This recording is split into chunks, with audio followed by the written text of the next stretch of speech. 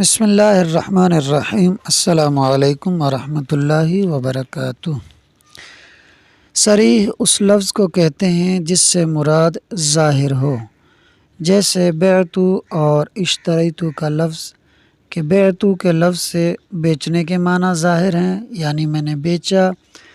اور اشتریتو کے لفظ سے خریدنے کے معنی ظاہر ہیں، یعنی میں نے خریدا۔ اسی طرح حررتو کے لفظ سے آزاد کرنے کے معنی ظاہر ہیں۔ صریح کا حکم یہ ہے کہ یہ اپنے معنی کے ثابت ہونے کو واجب کرتا ہے، مطلب اپنے معنی کو ہر حال میں ثابت کرتا ہے، بھلے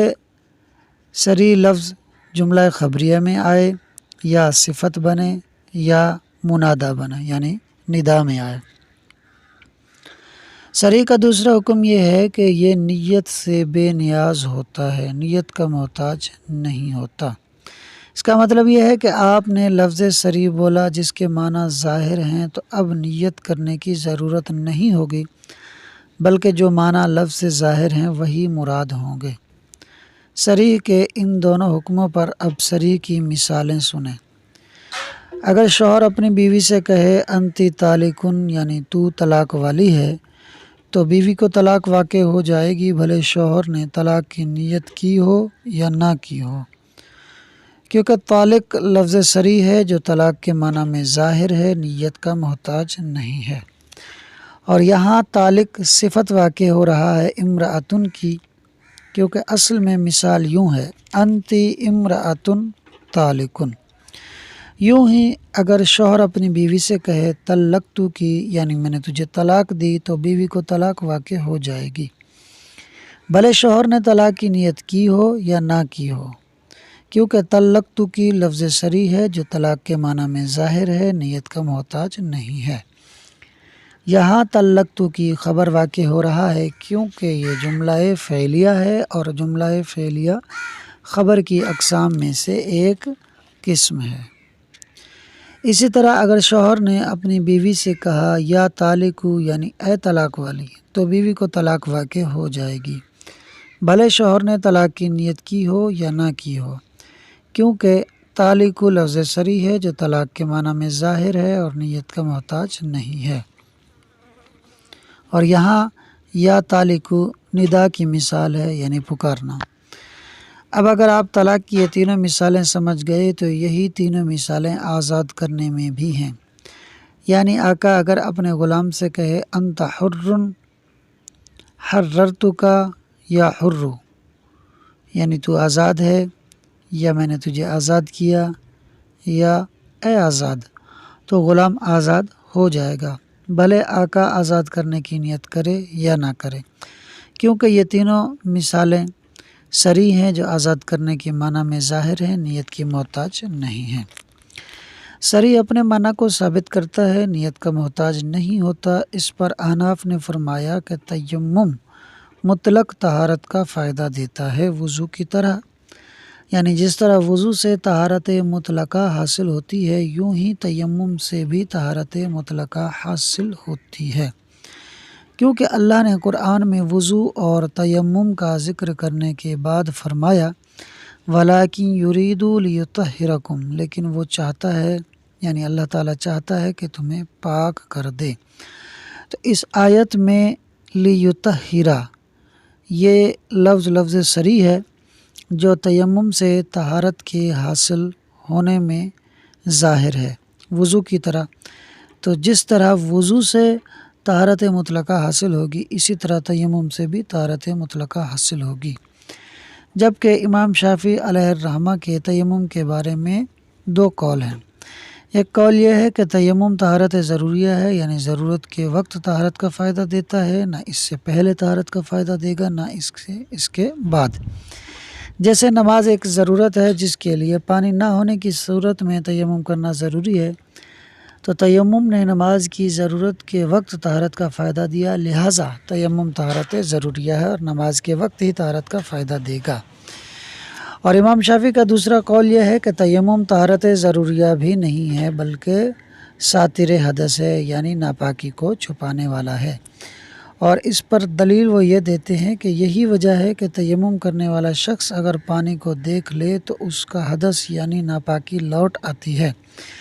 حالانکہ پانی دیکھنا کوئی نجاست تو نہیں ہے، تو پتہ چلا کہ تیمم نے حدث کو چھپایا ہوا ہے، یعنی وہ حدث کو چھپانے والا ہے، نہ کہ حدث کو دور کرنے والا۔ ہم امام شافعی کو جواب دیتے ہیں کہ جناب، پانی دیکھنے سے تیمم اس لیے نہیں ختم ہو رہا کہ اس نے حدث کو چھپا رکھا تھا جو کہ پانی کو دیکھنے سے ظاہر ہو گیا ہے، بلکہ تیمم اس لیے ختم ہو رہا ہے کہ تیمم کی شرط ہی یہی ہے کہ پانی نہ ہو۔ اب جب کہ پانی ہے تو تیمم اپنی شرط کے نہ پائے جانے کی وجہ سے ختم ہو رہا ہے، ٹوٹ رہا ہے، اس لیے ظاہر نہیں ہو رہا کہ حدث کو چھپائے ہوا تھا جو کہ پانی کو دیکھنے کی وجہ سے ظاہر ہو گیا۔ اب احناف و شوافع کے تیمم کے طہارت مطلقہ اور طہارت ضروریہ ہونے کے اختلاف پر چند مسائل ہیں جنہیں ہم پڑھتے ہیں۔ احناف کے نزدیک چونکہ تیمم طہارت مطلقہ ہے، لہٰذا نماز کے وقت سے پہلے بھی تیمم کرنا جائز ہے، اور شوافع کے نزدیک طہارت مطلقہ نہیں ضروریہ ہے اور نماز کے وقت سے پہلے کوئی ضرورت نہیں، لہٰذا اور نماز کے وقت سے پہلے جائز بھی نہیں۔ احناف فرماتے ہیں کہ ایک تیمم سے 2 فرض ادا کرنا جائز ہے، جس طرح وضو سے یعنی ایک وضو سے 2 فرض ادا کرنا جائز ہے، جبکہ شوافع کہتے ہیں کہ 2 فرض نمازیں 2 الگ ضرورتیں ہیں، لہٰذا دونوں کے لیے الگ الگ تیمم ہوگا، ایک تیمم سے 2 فرض ادا نہیں کر سکتے۔ احناف کہتے ہیں جی، امام نے تیمم کیا ہو تو وہ وضو کرنے والوں کی امامت کرا سکتا ہے کیونکہ اس نے طہارت مطلقہ حاصل کر رکھی ہے، جبکہ شوافع کہتے ہیں کہ امام نے طہارت ضروریہ حاصل کی ہوئی ہے، لہٰذا اس کی طہارت ناقص ہے، جبکہ وضو کرنے والوں کی طہارت کامل ہے، تو جو ناقص طہارت والا ہے وہ کامل طہارت والوں کی امامت نہیں کرا سکتا۔ احناف کہتے ہیں کہ وضو کرنے سے جان کے جانے کا اندیشہ، جان یا جسم کے کسی حصے یعنی ہاتھ پاؤں کے شل ہو جانے کا اندیشہ نہ ہو، بلکہ صرف بیمار ہو جانے یا مرض کے بڑھ جانے کا اندیشہ ہو تو بھی تیمم کر سکتا ہے، جبکہ شوافع کہتے ہیں کہ بیمار ہو جانا یا بیماری کا بڑھ جانا یہ کوئی ایسی ضرورت نہیں ہے کہ جس کے لیے تیمم کیا جائے۔ ہاں، جان کے جانے کا خوف ہو یا کسی جسم کے کسی حصے کے شل ہو جانے کا خوف ہو تو تیمم کر سکتا ہے، صرف بیماری کی صورت میں تیمم نہیں کر سکتا، کیونکہ تیمم طہارت ضروریہ ہے، طہارت ناقص طہارت ہے۔ احناف کہتے ہیں کہ عید اور نماز کی جناز قائم ہو چکی ہو اور وضو کرنے کا وقت نہ ہو کہ وضو کرنے جائے گا تو یہ نماز رہ جائے گی، تو احناف کے نزدیک تیمم کر کے ان نمازوں میں شامل ہو سکتا ہے کیونکہ ان نمازوں کا خلیفہ نہیں ہے، جبکہ شوافع کے نزدیک وضو کر کے شامل ہونا ہوگا، تیمم کی اجازت نہیں ہوگی۔ یوں ہی احناف کے نزدیک طہارت کی نیت سے بھی تیمم کیا جا سکتا ہے، جبکہ شوافع کے نزدیک طہارت کی نیت سے تیمم نہیں کیا جا سکتا، کیونکہ تیمم طہارت ضروریہ ہے، مطلقہ طہارت نہیں ہے کہ اسے طہارت کی نیت سے کیا جا سکے۔ آئیے اب عبارت اور ترجمے کو حل کرتے ہیں۔ فصل فی الصریح والکنایۃ، صریح اور کنایہ میں فصل۔ الصریح لفظ، صریح ایسا لفظ ہے، یکون المراد بہ کہ اس سے مراد ظاہراً ظاہر ہو۔ صریح ایسا لفظ ہے کہ جس سے مراد ظاہر ہو،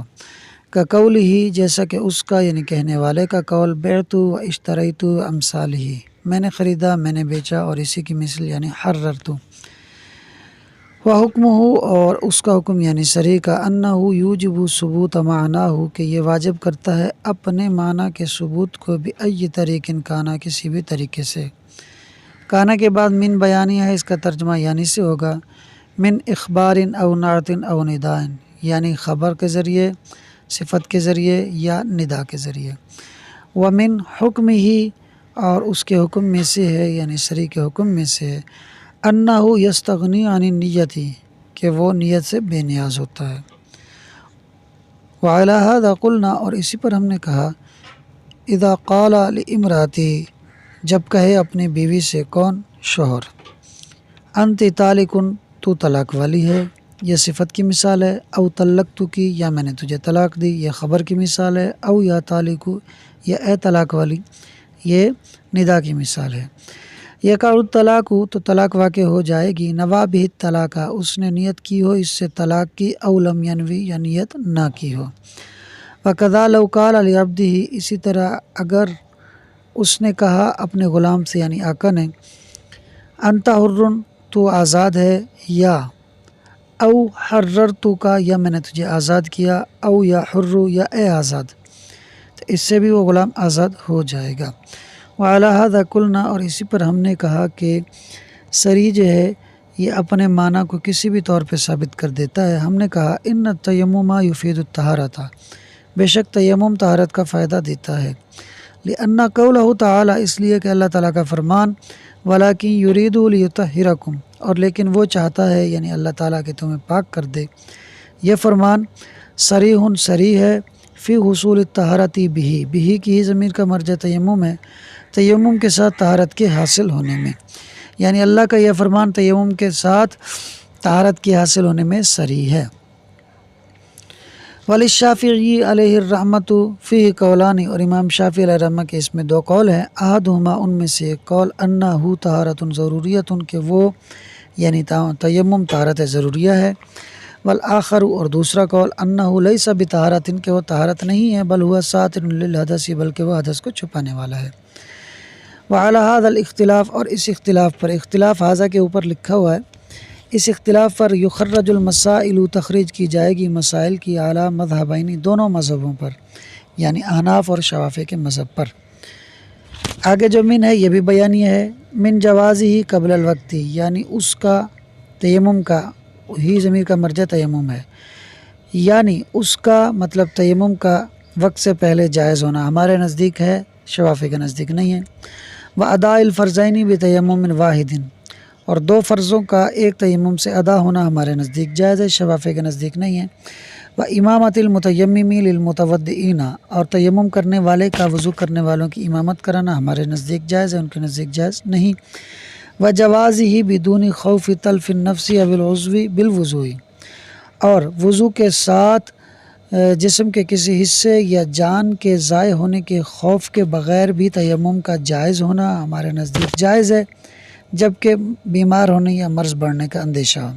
شوافی کے نزدیک جائز نہیں ہے، اگر جان یا جسم کے کسی حصے کے شل ہونے کا اندیشہ نہیں ہے تو تیمم کرنا جائز نہیں ہے، صرف بیماری کے بڑھ جانے یا بیمار ہو جانے کے اندیشے سے۔ وَجَوَازِهِ لِلْعِيدِ وَالْجَنَازَةِ اور تیمم کا جائز ہونا نماز عید اور نماز جنازہ کے لیے ہمارے نزدیک جائز ہے، شوافی کے نزدیک جائز نہیں۔ وَجَوَازِهِ بِنِيَّةِ الطَّہَارَةِ اور تیمم کا جائز ہونا طہارت کی نیت کے ساتھ ہمارے نزدیک جائز ہے، یعنی طہارت کی نیت سے ادا کر سکتا ہے، مگر شوافی کے نزدیک ادا نہیں کر سکتا۔